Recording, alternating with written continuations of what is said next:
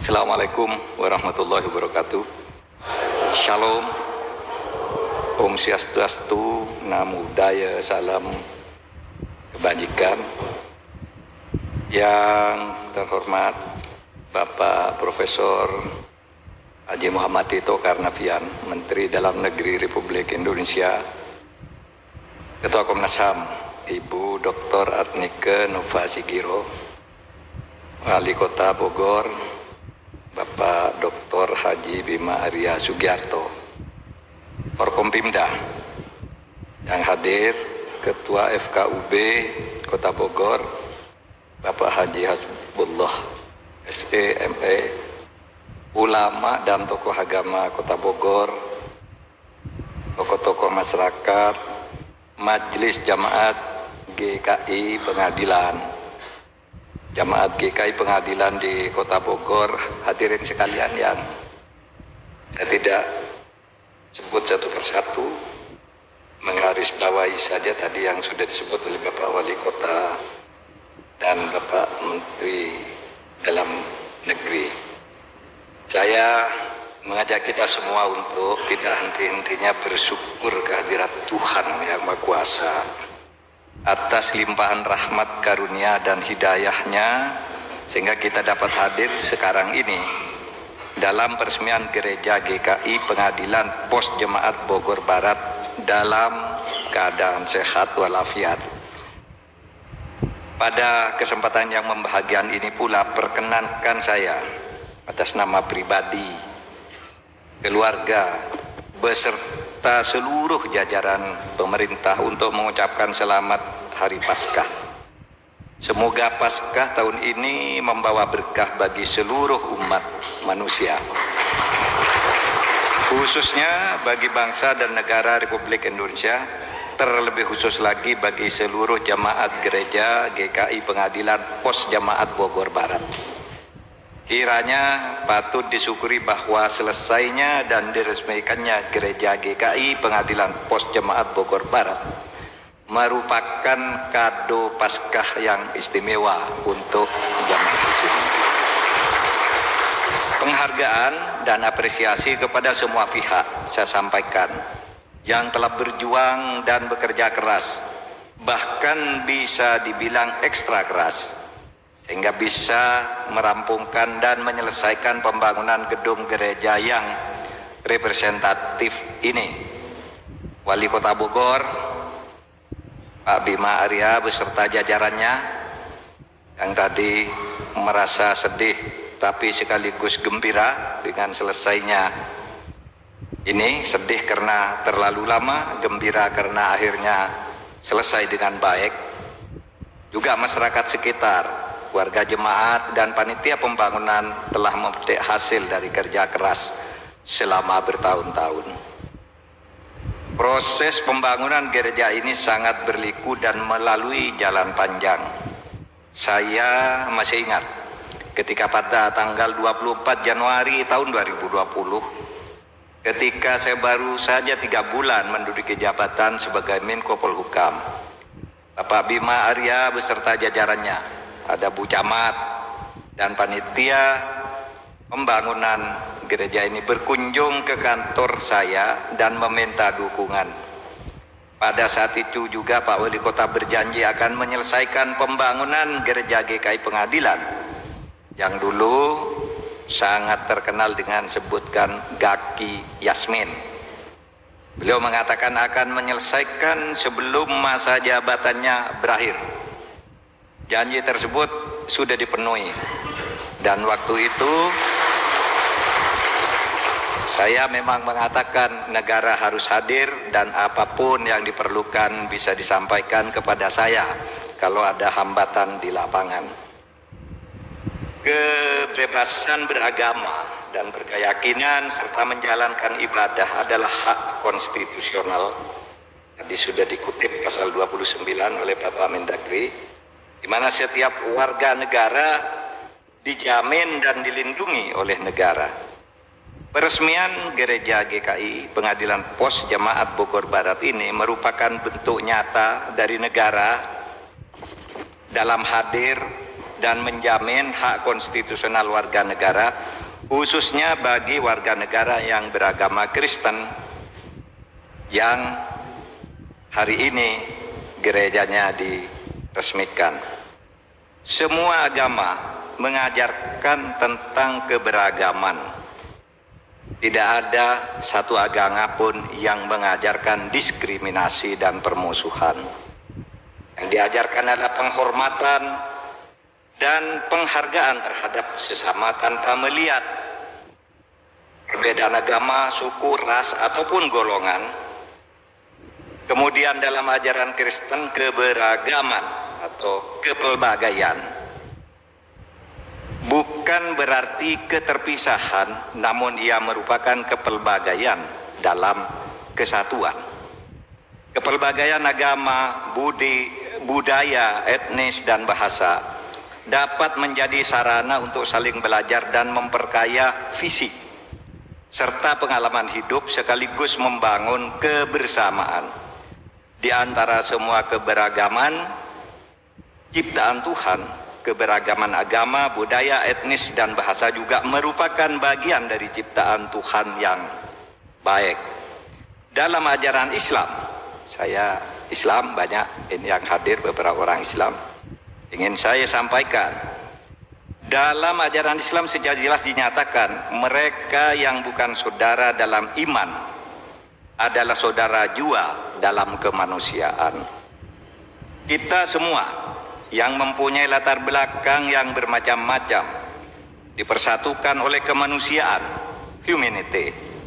Apalagi sebagai orang Indonesia, sejak Sumpah Pemuda tanggal 28 Oktober 1928, kita semua sudah mendeklarasikan satu tanah air, satu bangsa, satu bahasa, yaitu Indonesia.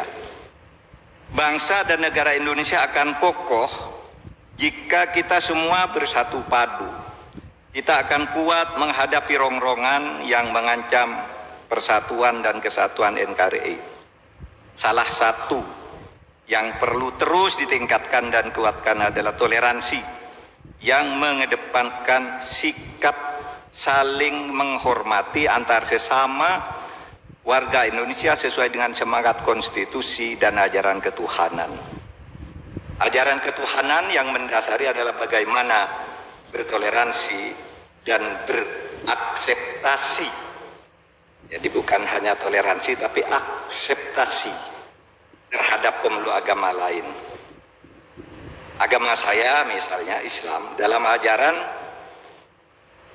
menekankan adanya sikap toleransi.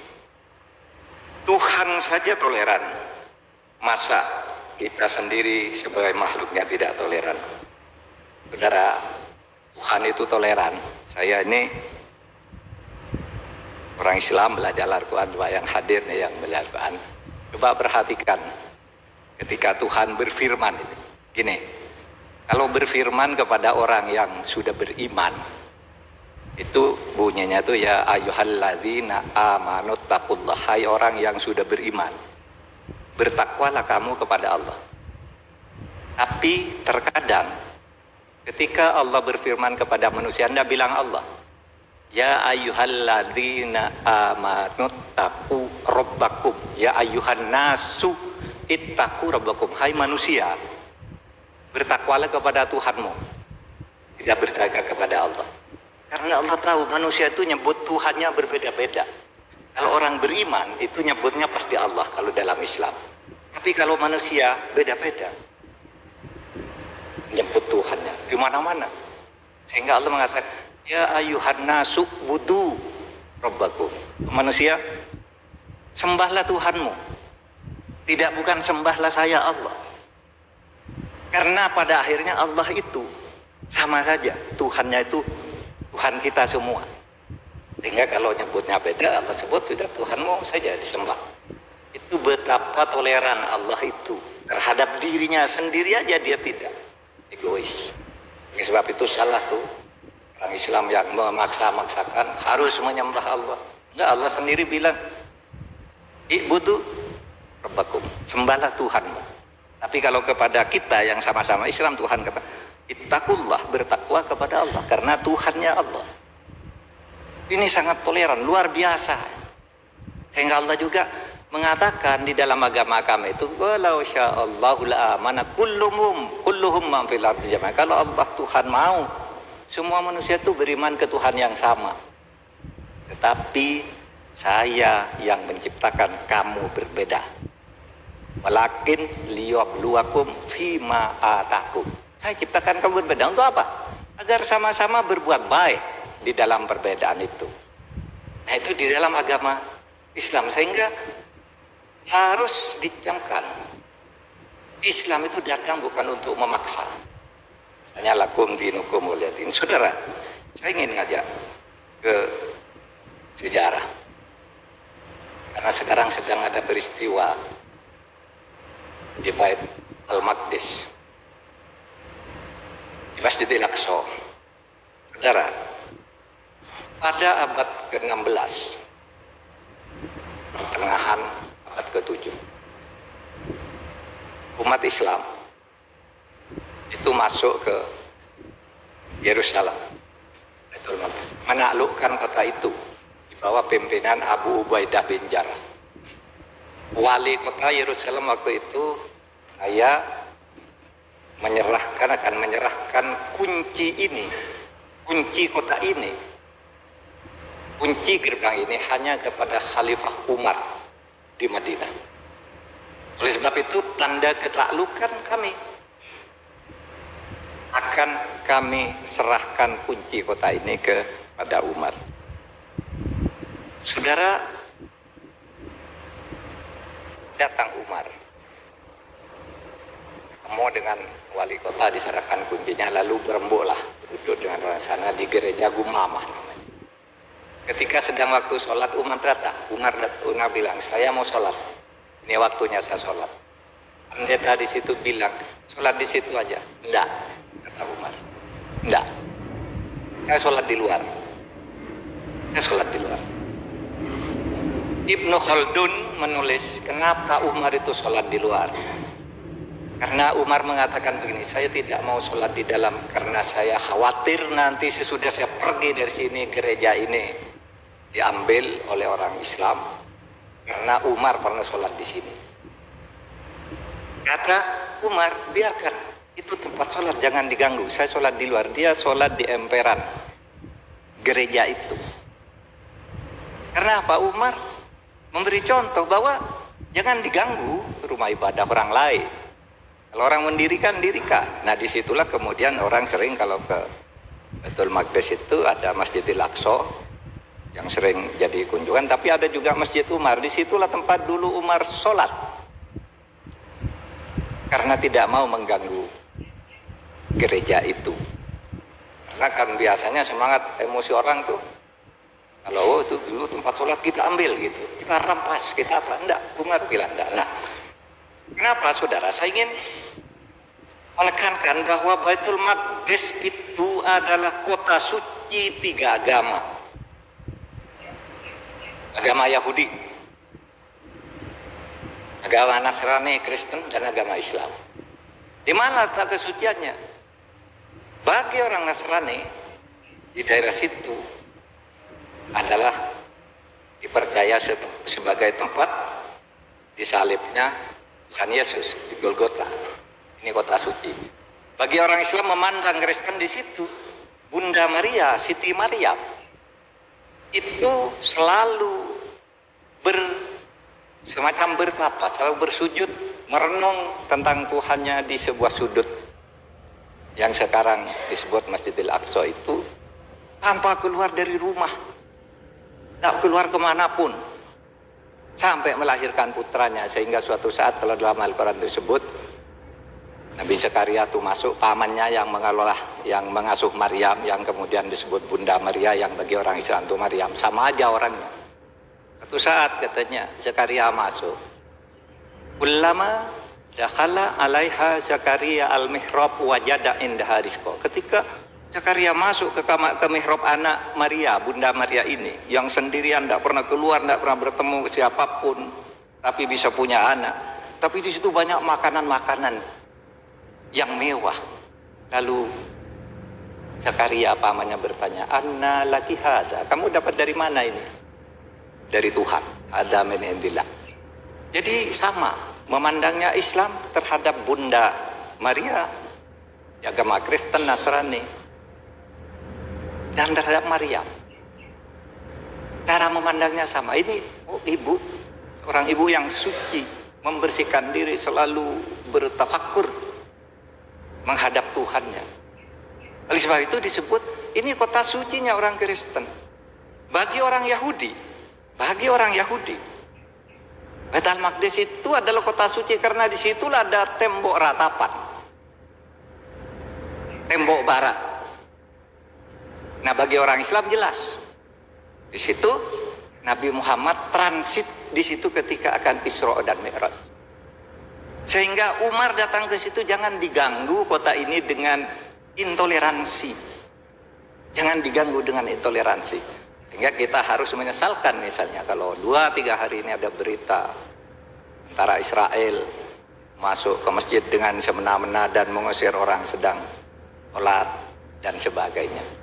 Itu lepas dari semangat pelaksanaan beribadah, toleransi beragama yang dulu diperintahkan oleh Al-Quran kalau bagi umat Islam dan oleh agama apapun, saya katakan. Dan yang dicontohkan oleh Umar bin Khattab, oleh Salahuddin Al-Ayyubi, yang kepada abad ke-12 mengambil kembali kota itu setelah lama terjadi peperangan, dibuka gereja, wihara, apa semua dibuka, tempat-tempatnya orang beribadah itu. Nah, saudara sekalian, sekali lagi saya ingin menyampaikan kepada kita semua, terutama kepada para pengelola aktivis gereja ini, agar gereja GKI Pengadilan Pos Jamaat Bogor Barat ini tidak eksklusif, bisa menciptakan harmoni sosial, memupuk dan mengembangkan sikap toleransi, dan memberi kontribusi positif terhadap pembangunan kota Bogor, bekerja sama dengan umat beragama yang lain. Dari atas ini tadi saya melihat ada situ lembaga tahfidz Quran, itu sama kira-kira yang dulu ketika Umar bin Khattab masuk ke Baitul Maqdis, ya masjid, ya gereja, ya biara, ya apa gitu, rumah ibadah didirikan dan di situ dibangun kerjasama, bukan untuk saling bermusuhan. Demikian beberapa hal yang dapat saya sampaikan pada kesempatan yang baik ini. Atas nama pemerintah, saya mengucapkan selamat memasuki gedung gereja yang baru. Selamat membangun persekutuan dalam iman Kristiani bersama seluruh jemaat dan masyarakat di sekitar lingkungan gereja ini. Selanjutnya nanti saya akan membuka gereja ini dengan memukul gong, dan saya akhiri sambutan ini dengan shalom.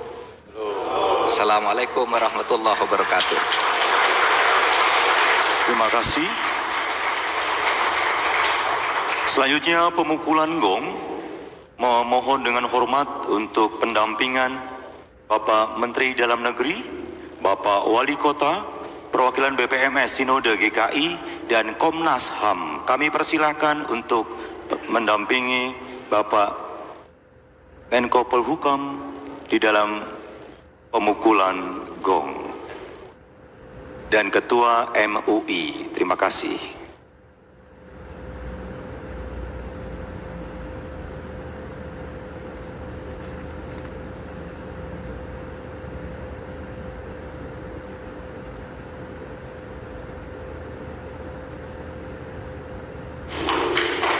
Oke, tepuk tangan yang meriah.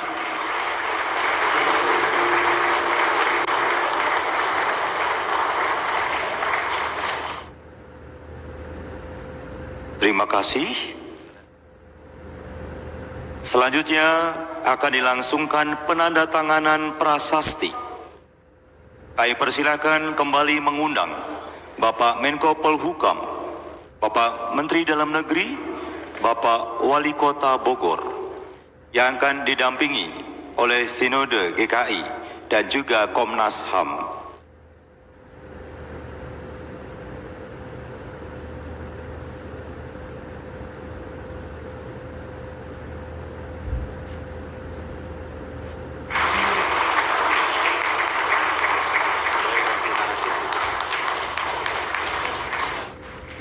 Demikian diresmikannya gedung gereja GKI Pengadilan di Bogor Barat yang sudah disahkan oleh Bapak Menko Polhukam, Bapak Mendagri dan Wali Kota Bogor.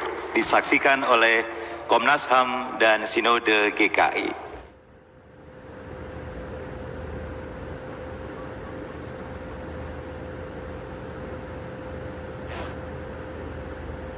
Selanjutnya akan diundang untuk foto bersama. Kami mengundang Bapak Menko Polhukam, Bapak Mendagri, Bapak Wali Kota,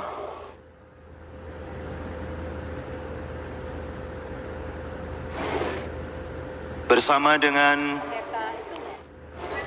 Oke, untuk tahap pertama. Tahap kedua nanti bersama dengan Bapak Danrem, Bapak Dandempom, Bapak Dandim, Bapak Kapolres, Kepala Kejaksaan, Kepala Pengadilan, Kepala Ketua DPRD Kota Bogor, bersama Komnas HAM.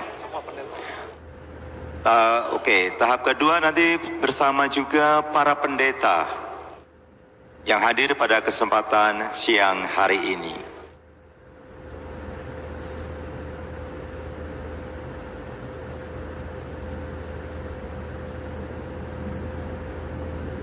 Mengundang para pendeta yang hadir.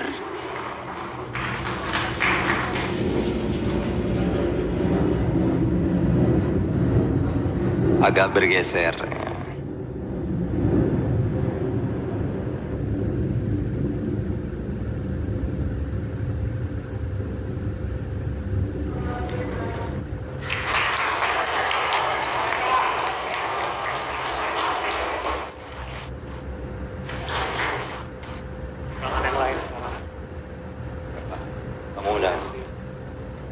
Baik, selanjutnya masih foto bersama untuk tamu undangan secara khusus boleh dengan